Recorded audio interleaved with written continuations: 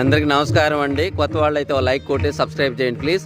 నేను చెప్పేది ఏంటంటే, భగవంతుని నమ్మే వాళ్ళైనా నమ్మని వాళ్ళైనా, అంటే క్రైస్తవులైనా, ముస్లిమ్స్, హిందూస్ ఎవరైనా సరే, ఒక వ్యక్తికి బాహ్య జీవితంలో కానీ, ఆధ్యాత్మికంగా కానీ, జ్ఞానపరంగా కానీ, మనీ పరంగా, హెల్త్ ఇష్యూస్ ఉన్నప్పుడు మీరు చేయగలిగే స్థితిలో ఉండి మీరు పట్టించుకోకపోతే, మీ చుట్టూ ఉండే మనుషులు కానీ, ఆవులు, బర్రెలు కానీ, కుక్కలు కానీ, జీవులు కానీ, మీకు మీరు ఎంత డబ్బు ఉన్నా ఒక్కోసారి కొన్ని అవసరాలు ఈ ప్రకృతి లేదా భగవంతుడి నుంచి మీరు ఏడ్చిన, దొల్లాడిన, తలకిందలుగా తల పైకెత్తి కాళ్ళు కింద పెట్టి శీర్షాసనం వేసినా, ఎన్ని ప్రార్థనలు చేసినా, మెడిటేషన్ చేసినా రావుగాక రావు. అప్పుడు చాలా ఘోరంగా ఉంటుంది పరిస్థితి. కనుక మీ కళ్ళ ముందు ఎవరైనా బాధపడుతుంటే వాళ్ళు మంచి వాళ్ళైతే, చెడ్డవాళ్ళు కాదు, మంచి వాళ్ళకి, పేదవాళ్ళకి, అనాథలకి, ఎవరికైనా ఏ మతాన్ని కులాన్ని పక్కన పెట్టి స్వచ్ఛందంగా మీ దగ్గరకు వచ్చి అడక్క ముందే మీ కళ్ళెదుటికి ఒకరు సహాయం చేయగలిగే స్థితిలో ఉన్నప్పుడు, వాళ్ళు అడక్క ముందే మీరు వెళ్ళి చేసినట్లయితే వెంటనే మీకు కూడా అత్యవసరమైన పరిస్థితుల్లో, అది మీకు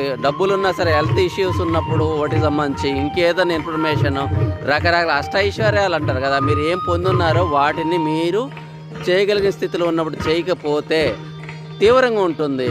కాబట్టి నేనేమంటానంటే, మీరు కమ్యూనిస్టులు కానీ, భగవంతుని మీద నమ్మకం ఉండేవాళ్ళు కానీ, లేకపోతే ఎవరైనా సరే మీరు చేయగలిగిన స్థితిలో ఉన్నప్పుడు హెల్ప్ చేయండి.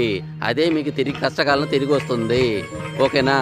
అదే అన్నదానం కానీ, వస్త్రదానం కానీ, ఆర్థిక సహాయం కానీ, మెడిసిన్ కానీ, ఓకేనా, జ్ఞానం కానీ, టీచింగ్ కానీ, ఏదైనాను ఇన్ఫర్మేషన్ ఇవ్వడం కానీ సరేనా? ఓకే ఫ్రెండ్స్, ఈ వీడియో నచ్చిన వాళ్ళు దయచేసి మీ గ్రూపుల్లో షేర్ చేసి సబ్స్క్రైబ్ చేయమని ప్రార్థన. చేయగలిగిన స్థితిలో ఉన్నారు కాబట్టి సబ్స్క్రైబ్ అడుగుతున్నాను. ఓకే ఫ్రెండ్స్, ఉంటాను. నమస్తే.